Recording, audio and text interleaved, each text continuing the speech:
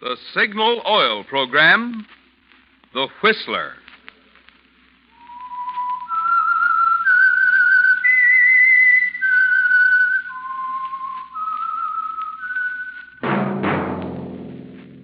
That whistle is your signal for the Signal Oil Program, The Whistler.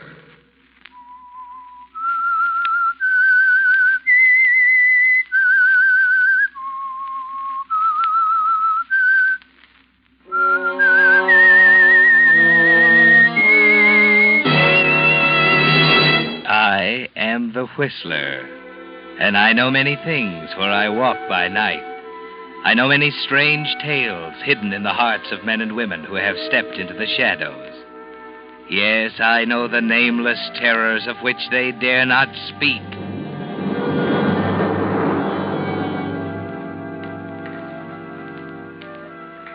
Yes, friends, it's time for the Signal Oil Program, The Whistler. Remember, let every traffic signal remind you. With Signal, new Signal gasoline, you do go farther than ever. Look for Signal's big yellow and black circle sign that identifies those popular Signal stations in 7 western states from Canada to Mexico. And now, the Whistler's strange story. Coincidence.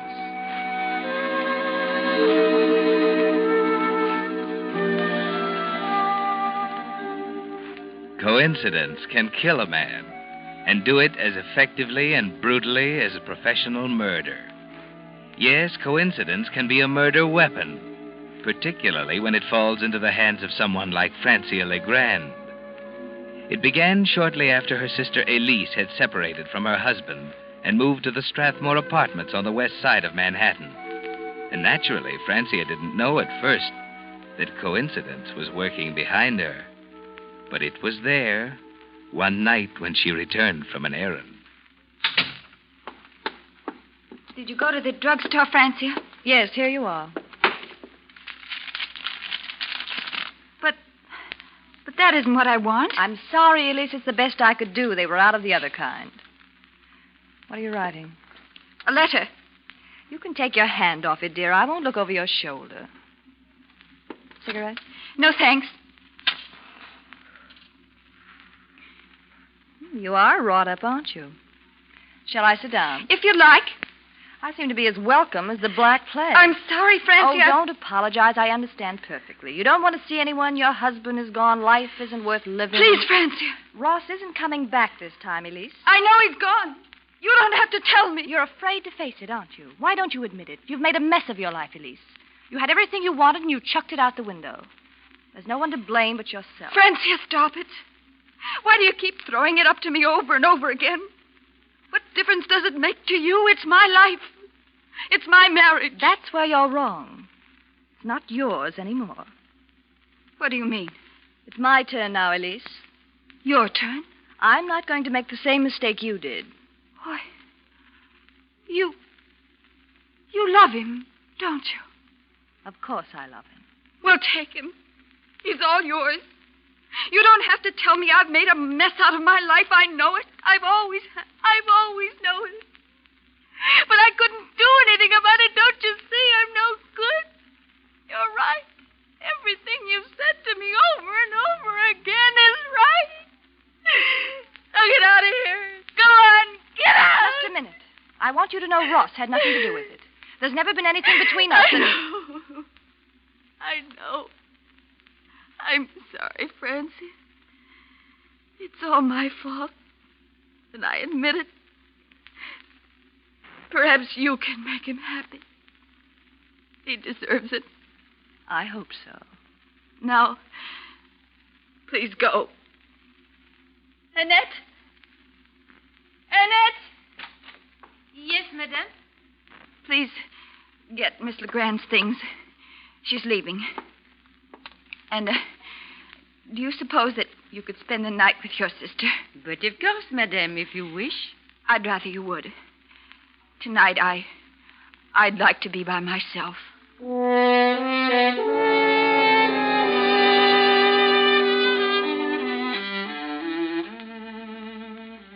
Well, Francia, she's defeated, isn't she? It's taken 5 years, 5 frustrated, maddening years. And now, at long last, you've accomplished what you set out to do. That's why you're elated as you go into a phone booth in the lobby downstairs.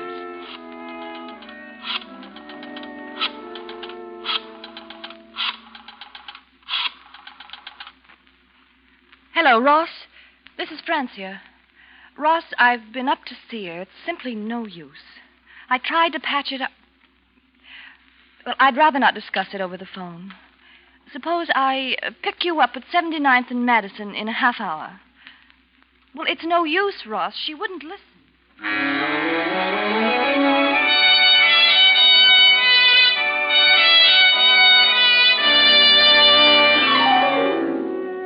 It was at that moment, while you stood in the phone booth talking, that coincidence moved into the picture, Francia. First in a taxicab pulling up to the main entrance. Take the side entrance, driver. I can't park here, Chief. Don't argue with me. Pull around the side entrance. Yeah. Okay. Second, just 1 minute later in the elevator, not far from the booth where you're talking. 12-4, mister. What do you mean, 12? I told you 10. Oh, I'm sorry. I wasn't thinking. Don't hand me that. Take me back to 10. I haven't got all night. Yes, sir.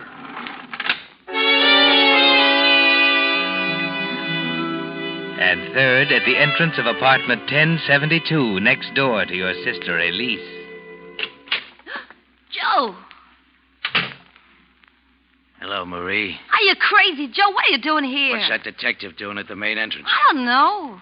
You, wouldn't turn me in, would you? Know any more now, Marie? No, Joe. Joe, listen. Joe, please. You and I got some talking to do, honey.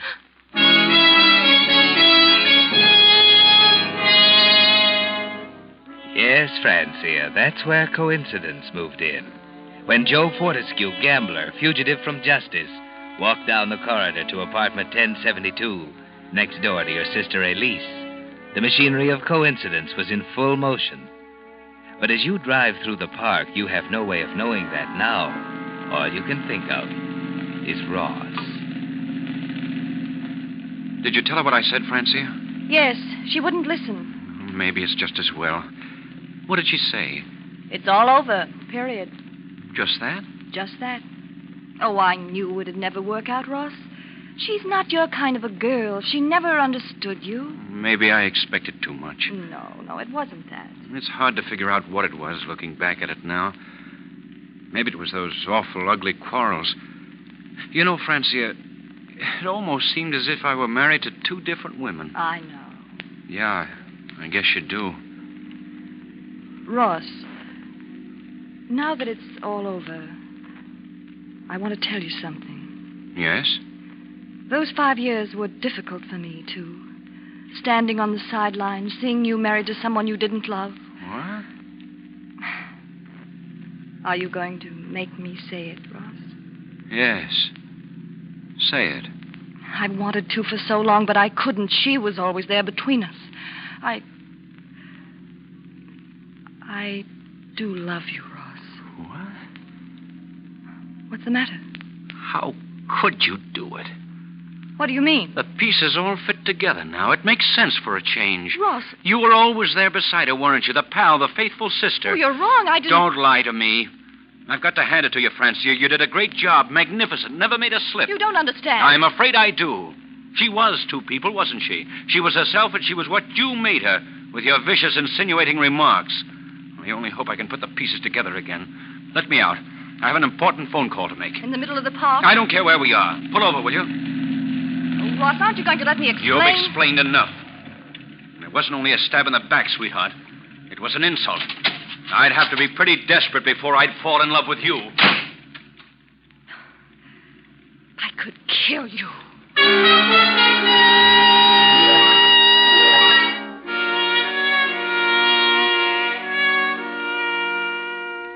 You could kill him, couldn't you, Francia? 5 years of careful, deadly planning gone for nothing. It was an insult, he said. If he weren't so bitter, he would have laughed at you. You drive through the park thinking. It's all over, isn't it? You've driven them together this time, done them a favor. Elise would never believe you this time. Or would she? You decide to take a chance and turn your car toward the Strathmore apartments again. Elise is probably still up, finishing her correspondence. This time, there's no other way, Ross, dear. Killing oneself is wrong. I know. I only hope you'll try to understand. Goodbye, darling. Elise.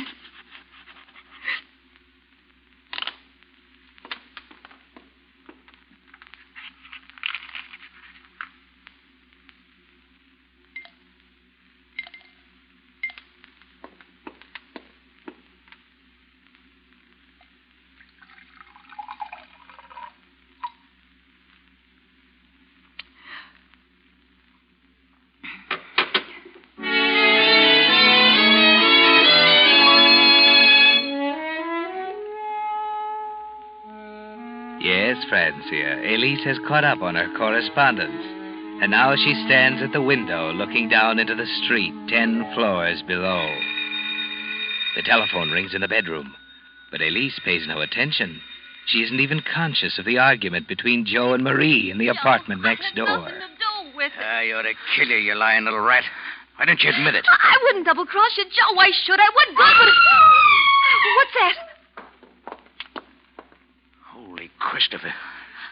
Look down there. Oh. Somebody just fell out of a window.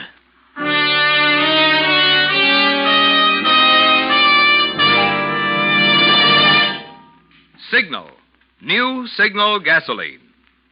With the prologue of tonight's story, Coincidence, the Signal Oil Company brings you another of the strange tales by the Whistler. If you drive a car, this timely warning from the National Safety Council is for you. During 1 year, 97,800 persons were killed right here in America in accidents. Of the deaths caused by autos, 1 out of 5 occurred when roads were wet or slippery. 1 out of 5 when drivers' vision was obscured. Fortunately, precautions can be taken to help prevent these two types of accidents. For instance, tires that are worn smooth tend to skid more readily.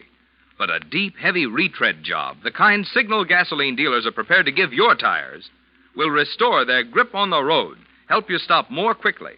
And if a worn windshield wiper is leaving streaks across your vision, Signal gasoline dealers will install a fine new Rainmaster blade while you wait. So have your tire tread and your windshield wiper checked the next time you're at your neighborhood Signal gasoline dealers. You'll feel a lot better, knowing your car is prepared for the wet weather driving ahead. And it may help save a life. Possibly your own.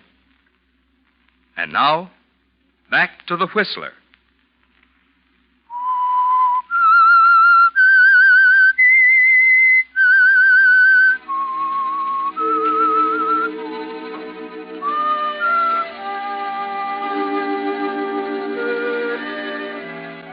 Yes, Francia, coincidence can kill, particularly when there's someone to help it over the humps. The suicide of your sister Elise is the center of it, of course. And the other threads are beginning to weave together now. The thread Joe Fortescue contributed when he got out of the taxi at the side entrance of the Strathmore apartments at 10:30 and went directly to room 1072 next door to Elise. The thread that put Ambrose Marks, detective, in the lobby at the same time. And most important of all, the thread that placed you and Ross together in your car at 5 minutes to 11 in the middle of Central Park. There's an excited crowd milling around the base of the apartment building as you arrive. Quiet, everybody. We haven't identified her yet. What's the matter? Some woman's hurt. Maybe killed here. Stand back, away from the curb, everyone. That's a detective. She fell from a window up there, Let me through, please. Stand back, Please please. let me through. Who is she? Who? We don't know. Now stand back, lady. Well, where's the body? Maybe I Sorry, can... lady. Now please move on. But I tell you... Later, lady. All right, folks. The lady's Let me through dead. here, please. There's nothing we can Pardon do me, for please. her. Thank you. Let me through, please.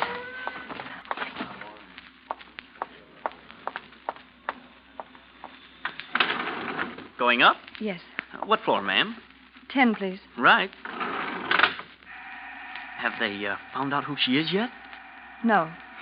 Great guy, Detective Marks. Ain't even figured out what floor she jumped from yet. Or was thrown from. What do you mean, thrown? I got my own ideas. A guy came up here a while ago who looked like he was ready to put the fix on somebody. All bundled up with a scarf over his face. You mean it was murder? What else? Oh, what was that floor again? 10. Funny. That's where he got off, too.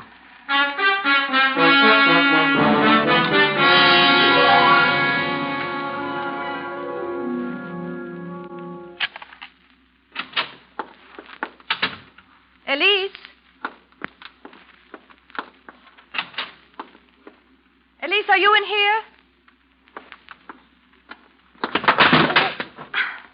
Lights, where's that switch? Oh, yes. Well, here's her medicine. That note she was writing. Ross, darling, I'm going to kill myself tonight, and I want you to know why. It's clear now that I can't live either with you or without you. It was, Elise.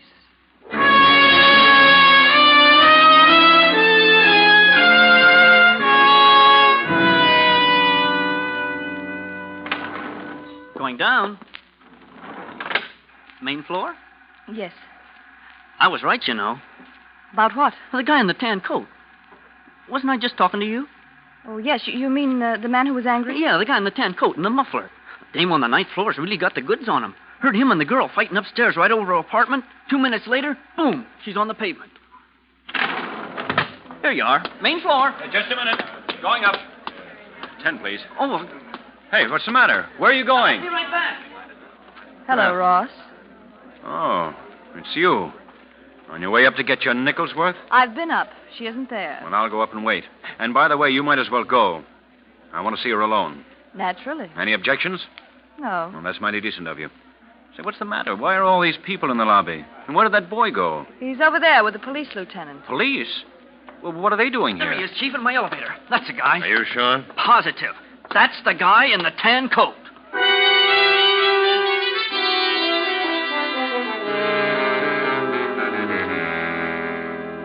Well, Francia, that throws a new light on things, doesn't it? For the first time in your life, you have Ross where you want him. And you smile to yourself, thinking of the suicide note, tucked away in your purse. You could clear him in a second, couldn't you, Francia, if you wanted to? But you'd rather watch him squirm, stammering answers to Detective Marks's sharp questions, trying to fight his way out of the tangled mass of circumstantial evidence piling up around him after you've both identified the body. All right, Mr. Mansfield. The taxi driver and the elevator boy have both identified you positively as the man in the tan coat who got off at the 10th floor shortly before your wife's death. The lady in the apartment downstairs says it was your voice she heard in the apartment overhead. Listen, Lieutenant, I tell you there's something wrong somewhere. Miss LeGrand, isn't it true that Mr. and Mrs. Mansfield had several serious quarrels during the past month? Well, Oh, Ross, what'll I say? I'm asking you, Miss LeGrand. I'd rather not answer. Oh, you'd rather not answer. You know how that sounds, don't you? All right, it's true. We hadn't been getting along. But that has nothing to do with tonight. All right, Mansfield. We don't seem to be getting anywhere. I'll ask you to be available to the DA's office on 15 minutes' notice until the inquest is held. That clear? Very well, Mr. Marks.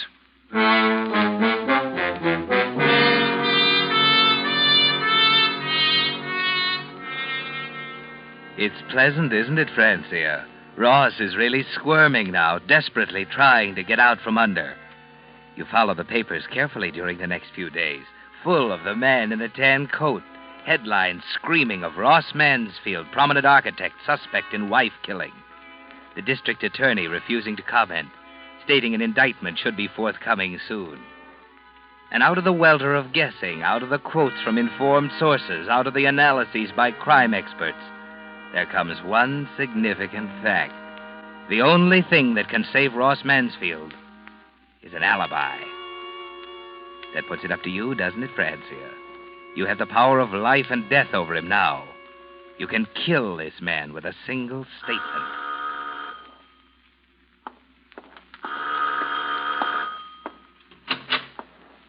Hello, Ross. What are you doing here? It's rather important, or I wouldn't have come. All right. Have you, decided what you're going to say at the inquest tomorrow? Of course. There's nothing to worry about, Francia. All we have to do is tell the truth. Ross, do you still feel the same about me? How can you talk like that? Well, I'm only asking you. Skip it, will you? You don't have to jump at me. Francia, she was my wife. I loved her. She's dead. Does that mean anything to you? No, it doesn't, does it? It ought to, though. It ought to be on your conscience as long as you live. What are you talking about? They're right. She didn't kill herself. You murdered her. Just the same as if you'd shot her with a gun. That's where you're wrong. You killed her, Ross. Or, haven't you read the papers? Well, don't say anything. I'm going. See you tomorrow at the inquest.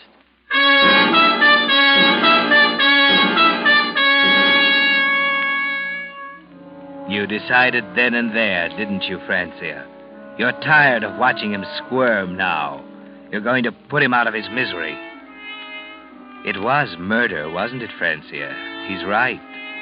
But murder doesn't bother you. You watch the flames creep slowly across the suicide note, the only other thing that could save him, and smile as you think of the inquest.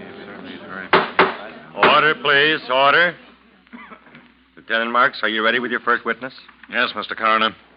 I'd like to impress on the jury the fact that the testimony of this witness is perhaps more important than that of any other in this case. For that reason, I'm calling her first. Miss Legrand, will you take the stand, please? You swear to tell the truth, the whole truth, and nothing but the truth to help you God? I do. Sit down. Miss Legrand, what is your relation to the deceased? I'm her sister. Would you say that the marriage of Mr. and Mrs. Mansfield was a happy one? No. There were quarrels? Yes, lots of them. Have you any idea what caused them? I think so. What? Mr. Mansfield was rather fond of me. Francia, you know that's not true. Just a minute, Mr. Mansfield. Proceed, Lieutenant. Well, is it true, Miss Legrand? It is. He's in love with me. I see. Now, this is very important, Miss Legrand.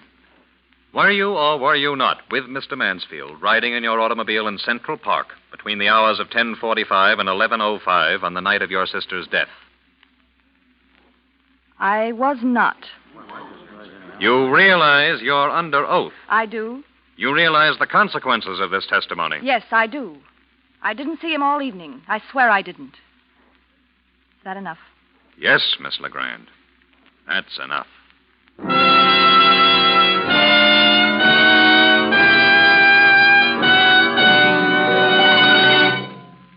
The Whistler will return in just a moment with a strange ending to tonight's story. Meantime, because Americans are curious people, like to know what makes things tick, I want to explain just what it is that gives new Signal gasoline its amazing power and performance. You see, science has long known that the way the atoms in gasoline molecules are arranged determines how much power you get from the gasoline. Well, in old-style gasolines, the atoms were left just as nature arranged them. But recently, certain chemists actually found out how to rearrange the atoms to give amazing new performance to new Signal gasoline, which explains why new Signal isn't just pre-war quality gasoline, not just old-style gasoline improved, but an entirely new type super fuel packed with thrilling power. For the fun of feeling your car get young again, make this test, won't you? Try just one tankful of new Signal gasoline. Feel its quicker starting. See its faster pickup. Hear the smooth purr of your motor, thanks to Signal's high anti-knock. And check your speedometer for proof that with new Signal, you do go farther than ever. And then you be the judge. See if you don't agree that new Signal actually is the new post-war gasoline you can prove is superior. And now, back to the Whistler.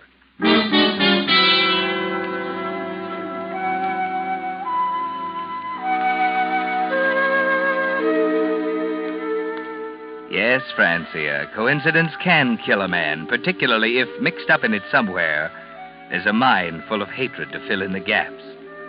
The case is complete, even though the inquest is hardly underway.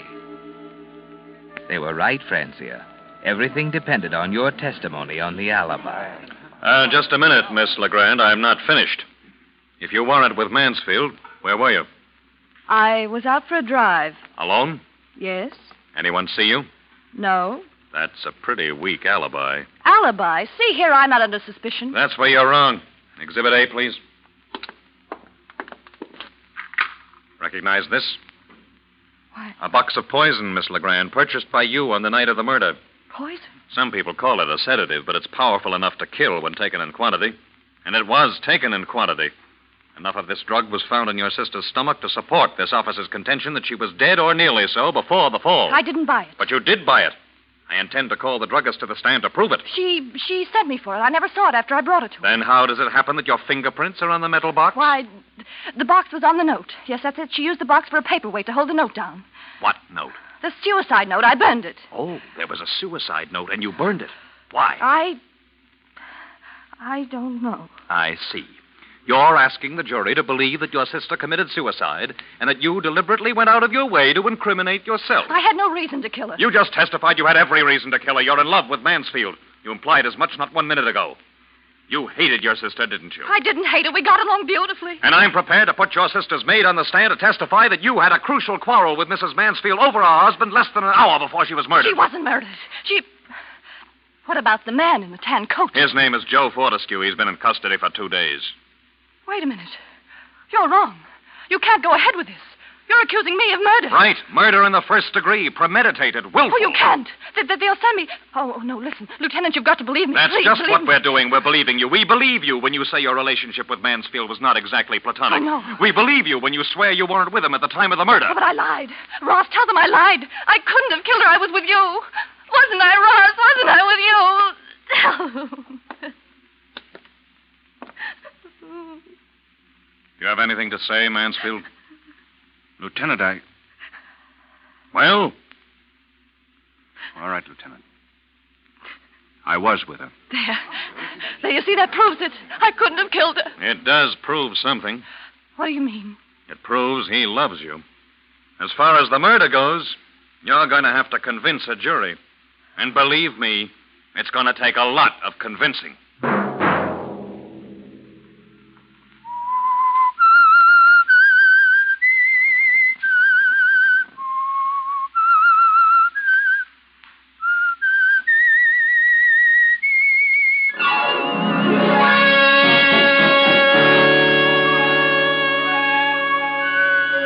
Next Monday at 9 o'clock, The Whistler will bring you another strange tale.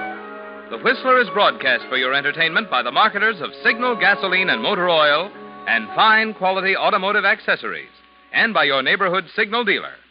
This program, directed by George W. Allen, with tonight's story by Harold Swanton, music by Wilbur Hatch, is transmitted to our troops overseas by the Armed Forces Radio Service.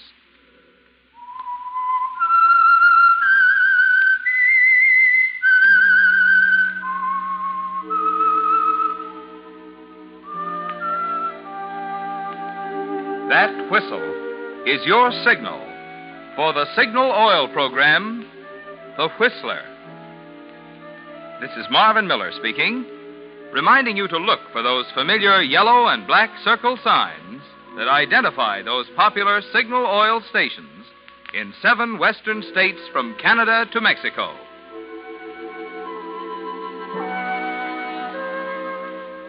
This is CBS, the Columbia Broadcasting System.